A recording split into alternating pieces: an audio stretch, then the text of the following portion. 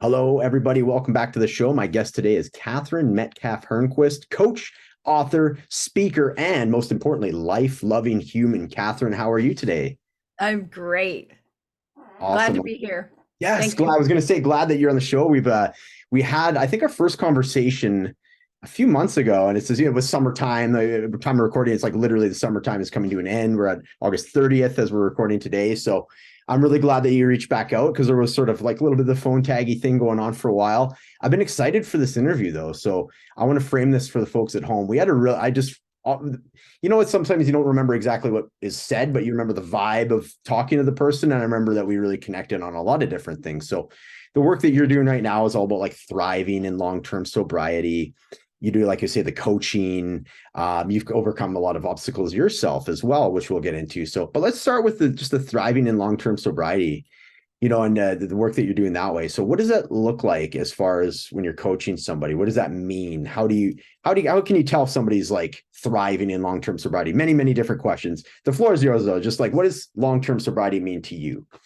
Okay. So, yeah, there's like millions of topics within Yes. all of what you just said. So, a little bit of context, I am almost 60. I'll be to 60 this year. And I went to rehab when I was 22 years old.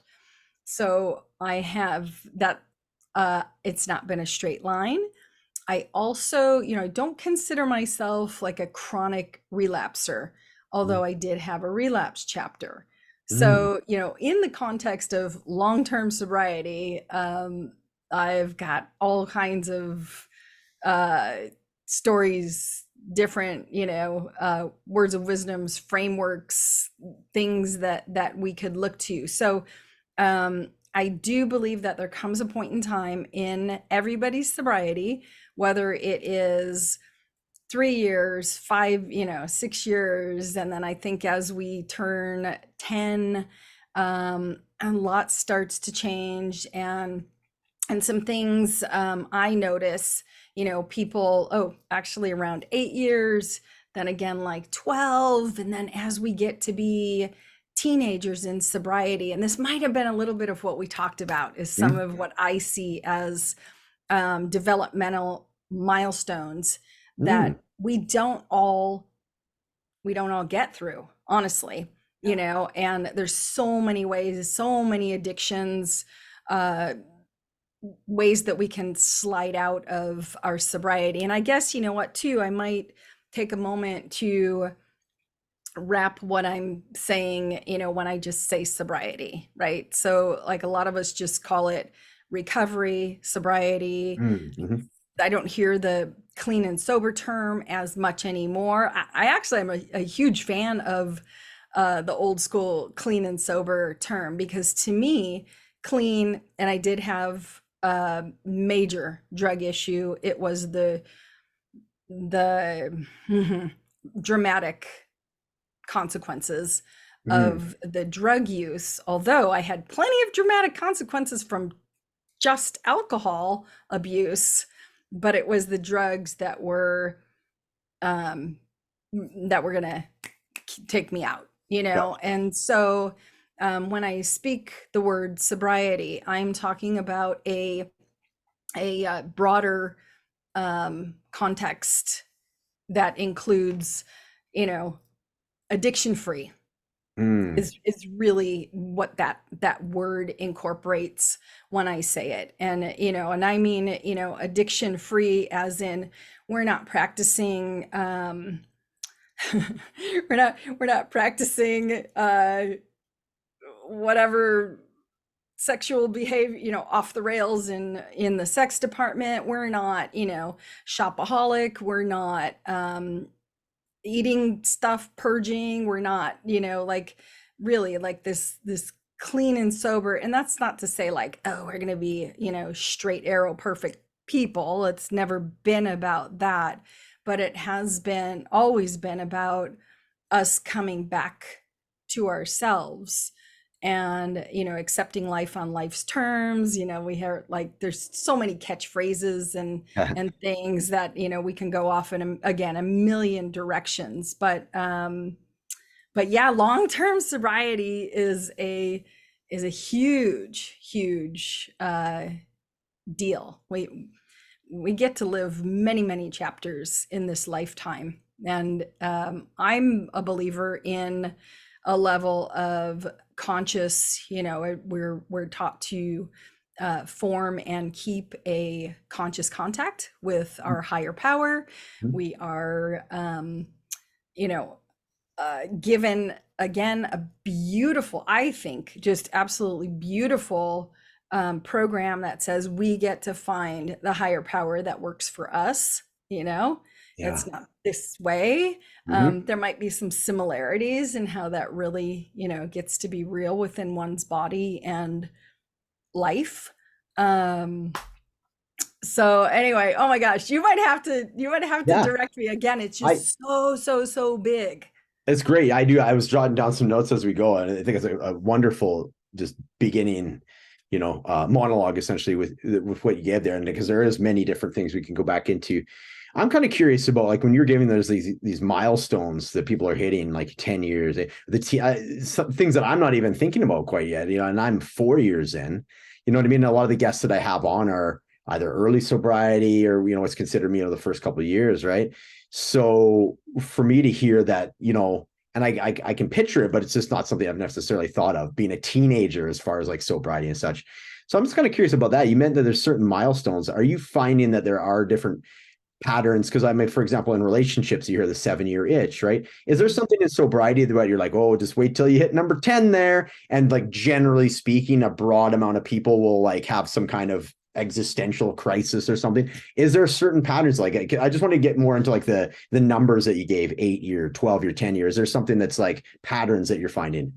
I think so. And we when I say we, it's like that it just includes people that have been in my world, things that have been talked about in meetings, again, a lifetime of 12-step rooms in recovery and greater context than that. I've done therapy, I've done, personal development work, I've done like all kinds of things.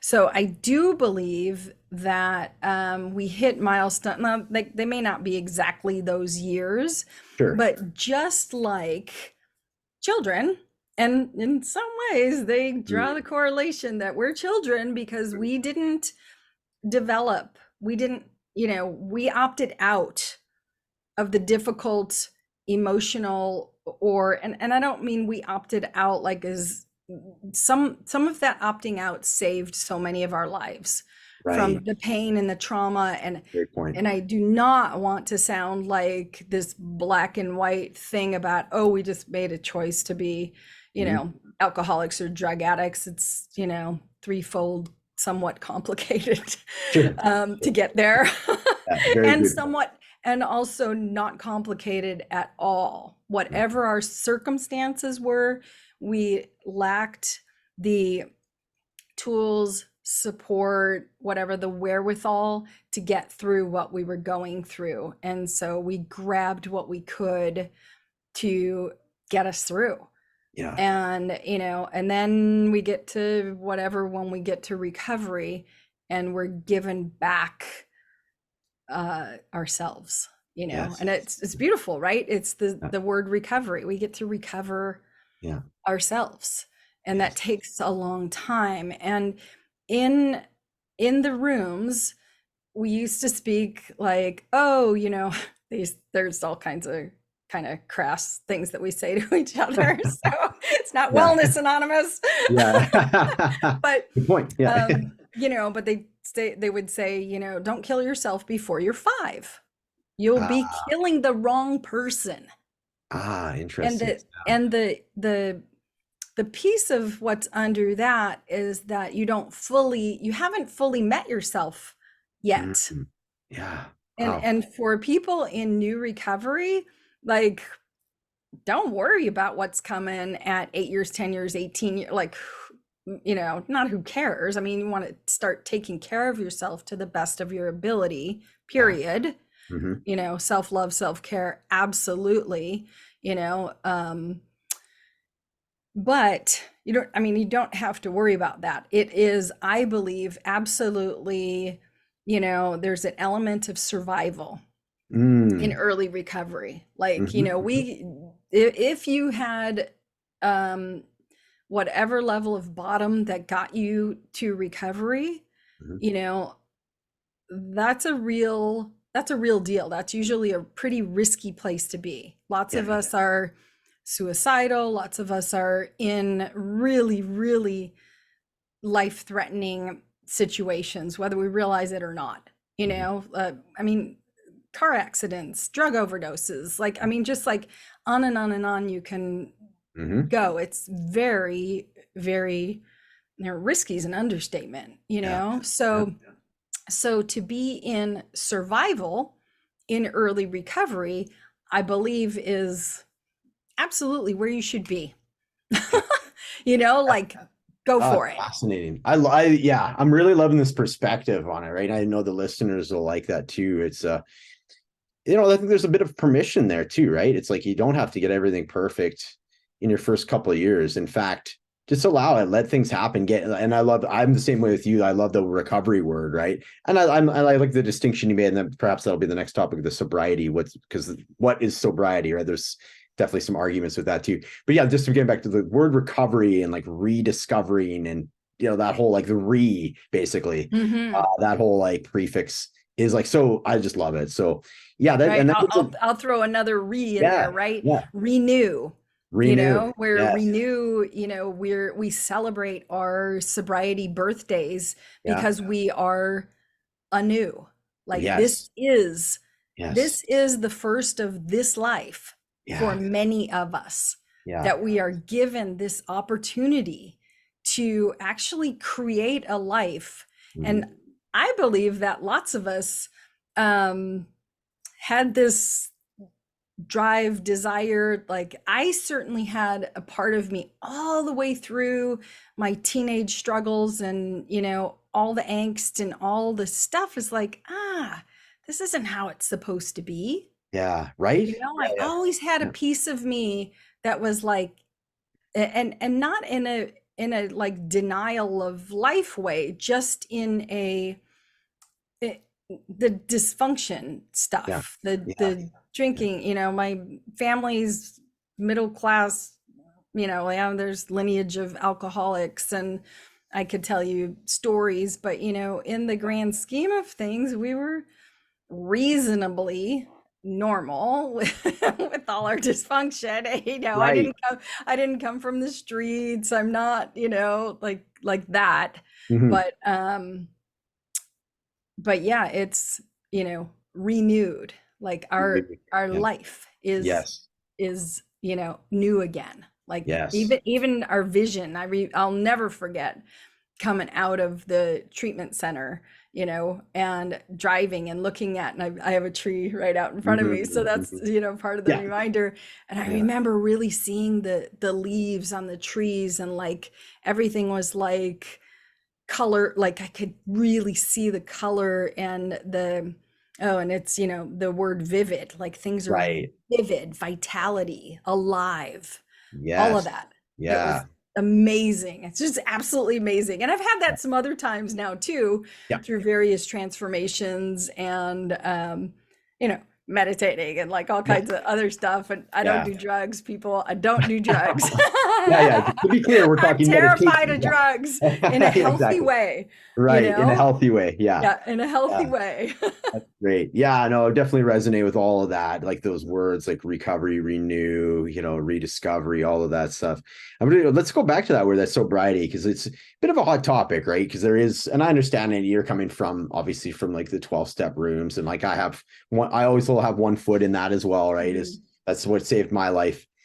The idea of like sobriety, though, some people can be very binary, where I think I like yours. I like when there's some gray area in there, right? And it's sort of like I did a post one time of like it's your sobriety, what the word means to you, right? Doesn't necessarily have to be the dictionary definition of it.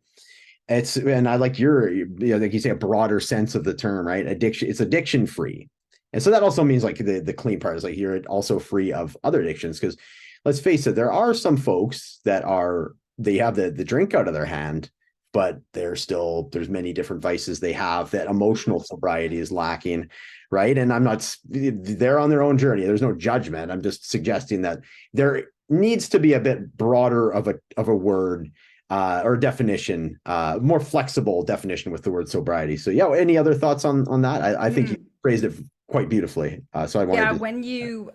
when you went into that, what it is for us personally, um, I, I'm gonna throw workaholism in there, you Yes. know, Yeah. and 100%. I think workaholism.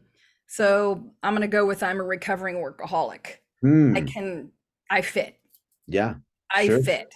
Sure. Um, and I think that that is a tricky one because so many people, well, I mean, that's a societal tricky one too, Mhm. Yeah. right? Oh, We 100%. are Cultural. we're rewarded Yeah. for working hard, Grinding, making right? money. I Yeah. mean, like all of those things. So that one is you might be off the deep end before you know, and that doesn't mean don't work.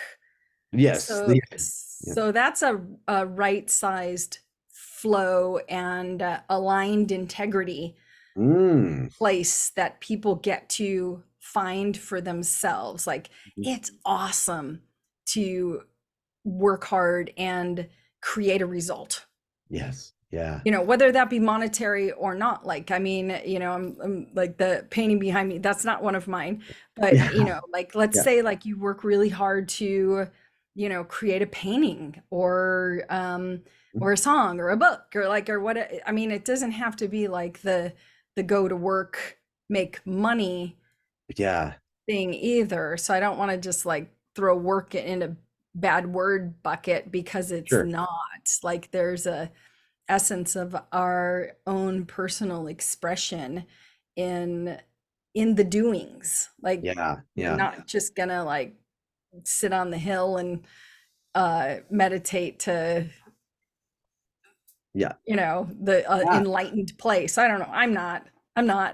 Yeah. No, that makes sense, right? And it's I think some people have a hard time not living, not being able to live with like it's one or the other, the binary aspect of it, right? You're either sober or you're not. You're either a workaholic or you're gonna, like you say, sitting on the hilltop meditating, not getting anything done. To me, there's like a whole spectrum. There's a lot of gray area in between those two things, right? And that's where the personal expression, as you mentioned, comes in. So where's your sweet spot where you can still be in line with your integrity, your authentic expression, right? When you're not hurting anybody either, right? And still feeling successful and fulfilled and, finding that balance, right? And I think that's why so many things need to break out of this like sort of binary way of thinking. So yeah, it's very cool. Like I love the topic. Love the topic. Mm. So cool. Thanks As you're for that. talking about binary, it makes me think of the black and white, the tendency for black and white and right Yeah. and wrong and Right good and and wrong. bad. And Yes. I'm a Yeah. lot about busting through Yes. those rigid Yeah. framework. And I Brilliant. think that, some of the 12-step rooms have really fallen into, I believe, a trap Mm. with some of Mhm. that, even with some of the languaging. Yes. There's a lot of right, wrong, good, bad stuff, and Judgments. it's easy to think that even though we're warned that it's not about being good, you know, you Mhm. weren't a bad person, maybe your behaviors Yeah. weren't quote good. Again, I don't even like to use the words good and bad anymore because um events are neutral. Right. It's what we interpret, how Mhm. we interpret the events. And even, there's a greater um there's a much bigger definition of trauma these days too. It's not just all the big ticket stuff that we think about as traumatic. It's, any situation that we don't have the capacity to naturally work through. And when I mean like Mhm. work through, I mean, like if something happened, if I burn my hand and I cry or scream or shake it off or whatever I do, if I allow its process in my mind, body, spirit, like, Mm, again, we're not just a one-dimensional thing here. yeah. And if I allow it, great. It's not traumatic. I could forget about it in 5 minutes, a Mhm. day, whatever. If it leaves a mark, who knows? Yeah. But if I do that and I have all this interpretation on it, Mm, like, mhm. I try not to, I bottle my reaction, emotion about it, and then all of a sudden I'm like, I'm interpreted that I did something wrong, or that Right. somebody else did something wrong because they put that there and I did Mhm. that, or like whatever. I mean, it's the lame example. It's just right in front of me. Oh, it's But smart. again, the we're really at a place where we are expanding all these things Hmm. that we've had as somewhat rigidly defined, Yeah. and now there's just so many places for us to go and to to be fully expressed, thriving, Mhm. alive human Mhm. beings. We get to keep rolling through and it's probably easier now that I'm like this far down the line. I don't have Sure. as many Yeah. things to work through. I've worked through lots of them now, so Right, right. Still though, yeah. And it reminds me of, like, I'd heard a quote the other day similar. It's like this child and the father were out in he didn't know like what the word was for a tree, right? He's like, so what is that mm, thing that the squirrels, knew the squirrel, I guess, and running up there, and he's like, well, I don't want to tell you the name of that because that's going to take away all the intrigue, right? Like as soon as know the name of something, and like you mm, say, it takes away that sort of expansive nature of the yeah, imagination. Like, oh, it's a tree, yeah. it's yeah. So I sort of That's right a tie that in on that, huge subject matter. You can explore right? that with lots of people, Right. like Yeah. labels. If oh Labels, God, and there's right? so much about that. Like, our intros in AA, the Mhm. I am statements, Yep. right? So Hmm. the labeling, and I could say any labeling is limiting, just Yeah. like that squirrel story. Yeah. And, it does shut down typically, probably doesn't have to. Mhm. You can choose to keep that exploration part open, Yeah. but just Yeah. go with how we're trained as, Yeah. fellow humans. We have some societal rules and general things that, quote, we do. Yeah. But yeah, any label is really limiting. So I think too, people get to find, how that fits for them. Hi, I'm Catherine, I'm an alcoholic. Yeah. And and I have switched that a little bit for myself, and it's kind of semantics, but again, it's like, what's your truth? You get to Hmm. find your truth. Yeah. And my truth, I believe my truth is that I am alcoholic. I'm not an alcoholic. Like, you wouldn't Mm. meet me at any point in time and Mhm. say, "Oh, that woman's an alcoholic. Oh my goodness." Right. Like, I'm not that anymore. I'm not a drug addict anymore. Yeah. Yeah. I'm not off the rails generally anymore. Like, Yeah. anywhere. You're not going to describe me that way, and I don't describe me that way. So Right. when I say it with a little tweak of distinction, Hmm. it's like it's like okay, there's a language distinction in Spanish and other languages too, but let's just go with this one. Hmm. In Spanish, you don't say I'm hungry. Like, so in essence, in English, we're saying I am hungry. I'm a hungry. Like, I I'm mean, a hungry. Yeah. I'm a Okay. woman. I'm Yeah. a, mom. Yeah. I'm a this, I'm a that. But um, they say I have. The Oh, translation is gotcha. literally, I have hunger, Okay. Makes more sense. right? Yeah. So Hunger. I have what we call alcoholism. Mm-hmm. Yeah.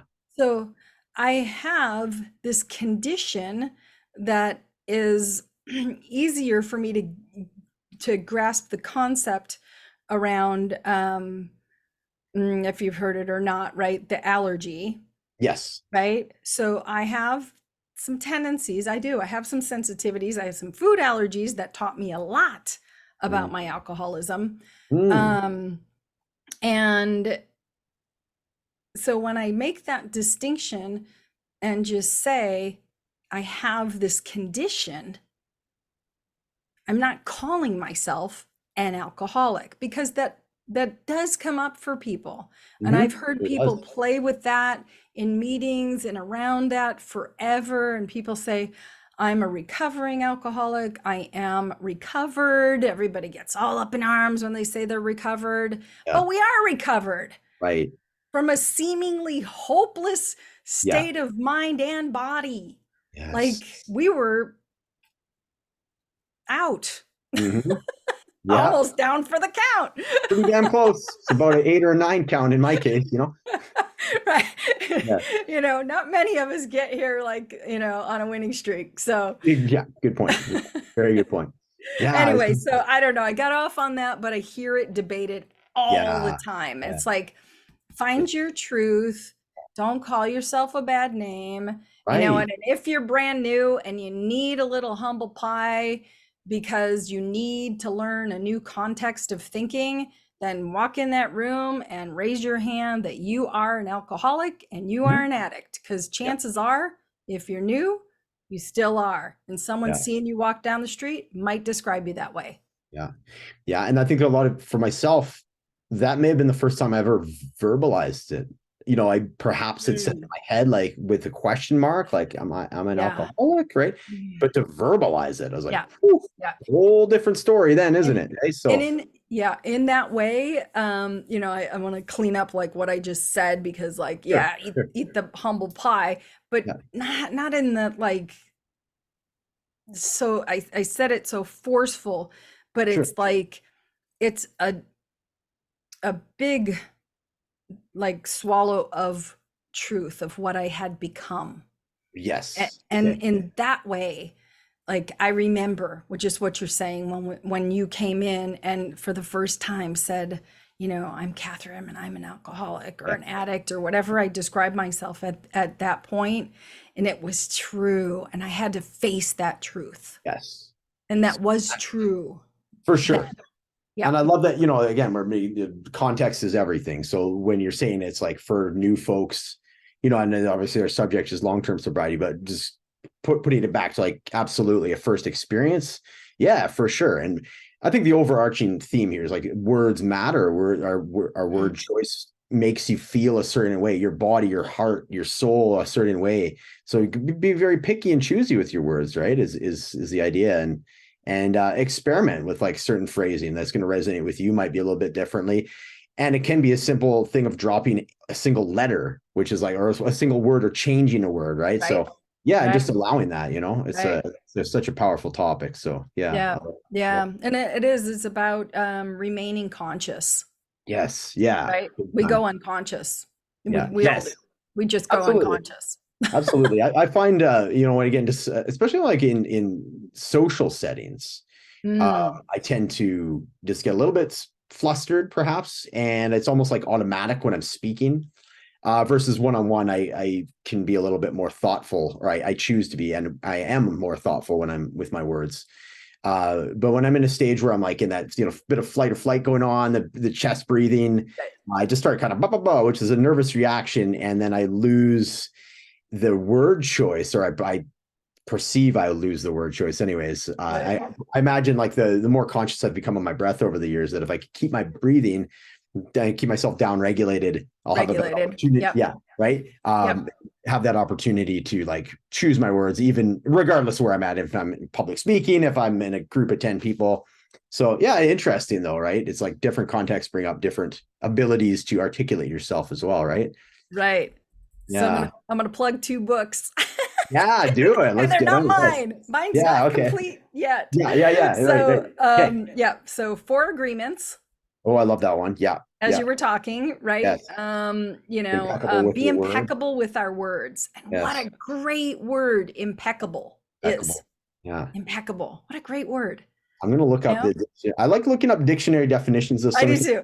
I right? do Let's too. So, so the Four Agreements, I can't say enough for that little book. such a good book. And I've read it, reread it, done book studies with it, like whatever. Get that little book, read that little book. It will help Yeah. you Yeah. Good at call. any stage in your sobriety. And if you read it 1 year, 5 years, 10 years ago, read it again, because Yeah. the impeccable with your word is one of them that I forget. I remember the don't take it personal, don't make assumptions, Yeah. which falls along with what I said earlier, like don't Mhm. make it mean something Right. that it may or may not mean. Yeah. Yeah. So, Exactly. Right. Yeah. and then Totally. always do your best. Yeah. And That's those right. are those are the basic, but you know what? The book itself is worth reading. And then as you were talking, I was thinking about Joe Dispenza. Oh, so good. I love Joe And Dispenza. there's actually a couple.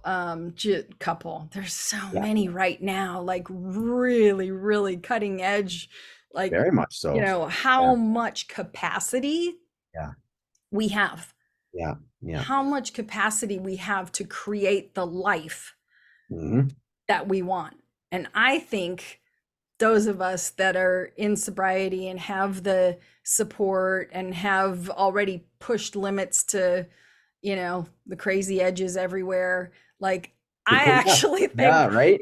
I Yeah. think we're like got a little ahead of the game. Someone could argue with Sure. that. Maybe it's right, maybe it's wrong. I have no idea. But Sure. you know what? I like to think we're in a good place. Some of us have been practicing some of the things that so-called normal people are Mm. finding their way to now. So like Right. mainstream, again, I've been in this recovery world since 1985. Yeah. Yeah. Lots has changed. I can imagine. Yeah. Lots has changed, and Even in it's the last awesome. 5 years. So Joe Dispenza describes, I'm not sure if I can do it well enough here, but um he really distinguishes, like you were talking about, when you get into a social situation and Mhm. maybe you just start talking, or like maybe you just start doing what you do, Mhm. whatever that is, right? We've Right. all got all this programming. We know about subconscious, we know. And so I was saying, it's our job to stay conscious. And the Mhm. more we can stay conscious, the freer we actually are, Mm. Mhm. because now we're in the command center. We're able to make conscious choice, not reaction, not just la la la, the days are floating by. You're not trapped. You're not trapped, period. Right. We just sometimes think we are, Mhm. because we can't, quote, figure it out. Yeah. But Yeah. Joe Dispenza describes, when we go, I'll go with the unconscious term. It's that we've trained our body. So habit. He has the book Breaking the Habit of Being You. Such a good book. Mm. And Yeah. so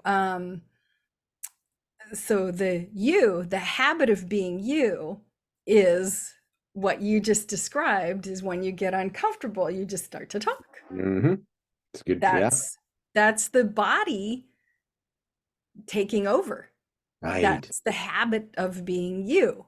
And that Yeah. was like, it just took me to, I listened to it on Audible not that long ago. Yeah. Um, and I love that man. I just can listen to, He's amazing. Yeah. yeah.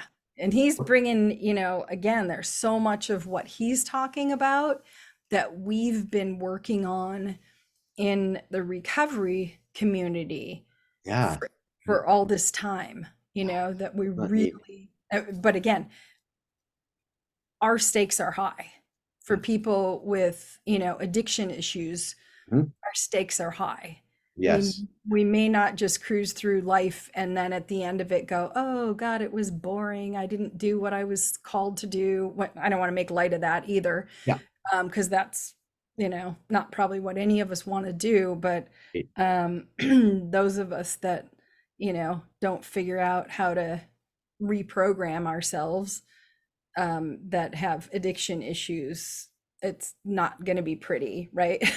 Yeah. They Yeah. used to That's tell great. us, jails, institutions, or death. That's your choices Right. as an Eesh. alcoholic, active alcoholic or addict. Those are your Right. choices. I'm like, ooh, Yeah. Those are not like the Goldilocks. What?